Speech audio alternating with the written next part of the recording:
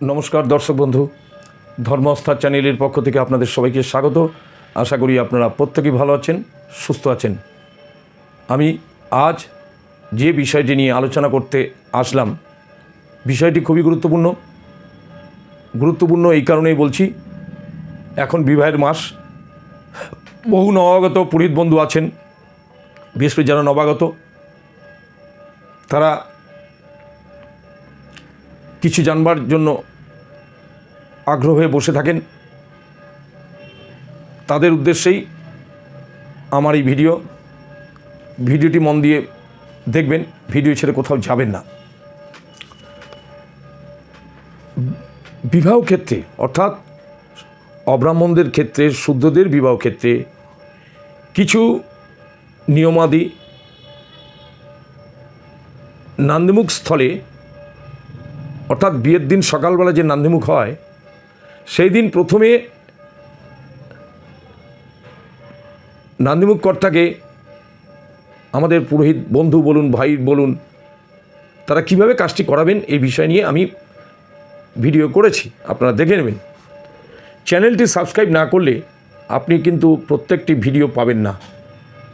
তাই সুতরাং চ্যানেলটি সাবস্ক্রাইব করতে হবে, এটা অত্যন্ত জরুরি। আপনারা ভিডিও দেখেন কিন্তু চ্যানেলটি সাবস্ক্রাইব করতে ভুলে যান, এটা আমি দেখেছি। তাহলে অধিবাসের আগ পর্যন্ত, অর্থাৎ ষষ্ঠী মার্কণ্ডেয় পূজা, প্রথমে গঙ্গা স্নান থেকে শুরু করে ষষ্ঠী মার্কণ্ডেয় পূজা পর্যন্ত আমি এর আগের ভিডিওতে আমি ব্যক্ত করেছি। এই স্বল্প সময়, অর্থাৎ ভিডিওতে খুব স্বল্প সময়, কোনো ভিডিও ইচ্ছা না থাকলেও বড় হয়ে যায়। অনেকে দেখতে চান না, অনেকের সেখানে ধৈর্য থাকে না, তার জন্য আমরা চেষ্টা করি ছোট ভিডিও করবার, কিন্তু ছোট ভিডিওর মধ্যে সব কিছু বলা সম্ভব নয়। তাই সুতরাং এখন যে কথাটা বলবো, একটু অধিবাস নিয়ে একটু আলোচনা করবো আপনাদের সামনে, একটু শেয়ার করতে চাইছি যে অধিবাস কীভাবে করাবেন। ব্রাহ্মণ ক্ষেত্রে অনেক নিয়মকানুন আছে, অব্রাহ্মণ ক্ষেত্রে সেটা আবার ব্যতিক্রম, সেটা শাস্ত্রে যেটা বলা হয়েছে সেই বিষয় নিয়েই আমি আলোচনা করতে আসলাম। অধিবাসে কী কী লাগবে? গঙ্গামাটি একটু লাগবে। প্রথমে জানতে হবে অধিবাসে কী কী লাগবে। গঙ্গামাটি, একটু চন্দন লাগবে, সাদা চন্দন এবং লাল চন্দন দুটোই লাগবে। একটা পাথর খণ্ড লাগবে, শিলাখণ্ড যাকে বলা হয়। ধান, দুর্বা, ফুল, অখণ্ড কলা ছড়া, অর্থাৎ একফানা কলা আর কি যাকে বলে, সেই অখণ্ড কলা ছড়া।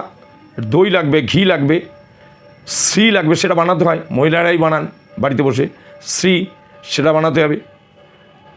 সিঁদুর রাখতে হবে, শঙ্খ রাখতে হবে, কাজল রাখতে হবে, হলুদ বাটা রাখতে হবে, সাদা সর্ষে রাখতে হবে, স্বর্ণখণ্ড রাখতে হবে, রৌপ্যখণ্ড রাখতে হবে, তামা রাখতে হবে, চামর রাখতে হবে, দর্পণ রাখতে হবে, প্রদীপ রাখতে হবে, বরণডালা রাখতে হবে, আয়ুর্ভার রাখতে হবে, আয়ুর্ভার রাখতে হবে, অর্থাৎ যাকে বলে আমরা অনেকে বলে আইভার, কেউ বলে আগভার, সে আগভার রাখতে হবে। সুভিক কথাটার অর্থ হচ্ছে টোপর, সেটা রাখতে হবে। তারপর মঙ্গলসূত্র, ওটা আগের থেকে রেডি রাখতে হবে। সেটা 7টি দুর্বা নিতে হবে এবং হলদি সূত্র দিয়ে সেটা বাঁধতে হবে। এটা হচ্ছে মঙ্গলসূত্র। তো এই জিনিসগুলো হাতের সামনে রাখতে হবে, একটা বরণ ডালায় সাজিয়ে রাখতে হবে। তো ওদিকে মার্কণ্ডেয় পুজো তো শেষ হয়ে গেছে আগের ভিডিওতে। মার্কণ্ডেয় পুজো হয়ে যাওয়ার পরে তারপর অধিবাসের দিকটা আসতে হবে। বাদিকে বর বা কন্যা যারই বিয়ে হোক না কেন, যারই অধিবাস হোক না কেন, তাকে নান্দিমুখ কর্তা তার বাম দিকে বসাবেন।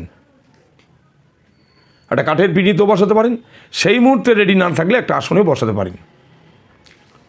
তো নান্দিমুখ কর্তার বাম দিকের আসনে যার বিয়ে হচ্ছে, সে বর হতে পারে, কন্যা হতে পারে, তাকে বসাবেন।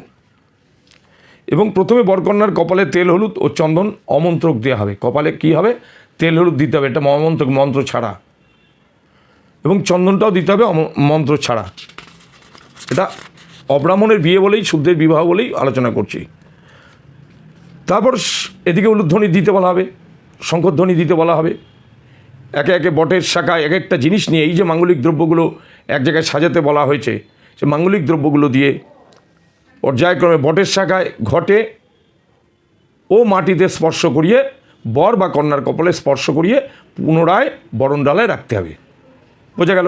প্রথমে বটের শাখায়, তারপর ঘটে, মাটিতে স্পর্শ করে বর কিংবা কন্যা যার বিয়ে হচ্ছে বা যার অধিবাস হবে তার কপালে স্পর্শ করে আবার বরণ ডালায় সেই দ্রব্যটি রাখতে হবে। তো এইটা হচ্ছে অধিবাসের নিয়ম। প্রথমে মাটি, প্রথমে তো বললাম অমন্ত্রক, তেল হলুদ, তারপরে চন্দন, তারপরে মাটি, একটু গঙ্গা মাটি দিয়ে মন্ত্র বলে, অর্থাৎ মন্ত্রগুলো বলবার না সেগুলি কখনোই পুরোহিত মশাই বলাবেন না, যেহেতু এটা অব্রাহ্মণের বিবাহের ক্ষেত্রে অব্রাহ্মণের বিয়ের কথা নিয়ে আলোচনা হচ্ছে, সেক্ষেত্রে এটা বলছি। প্রথমে মাটি দিয়ে, অত বলবার সময় নেই, প্রথমে মাটি দিয়ে, তারপর গন্ধ দিয়ে, তারপর শিলাখণ্ড দিয়ে, তারপর ধান দিয়ে, তারপর দুর্বা, তারপর ফুল, তারপর ফল অর্থাৎ যে কোনো ফল হতে পারে কিংবা হরিতকি হতে পারে, তার নাম গোত্র বলে শুভাদি বা আসনমস্তু এই মন্ত্রগুলো একটু বলাবেন।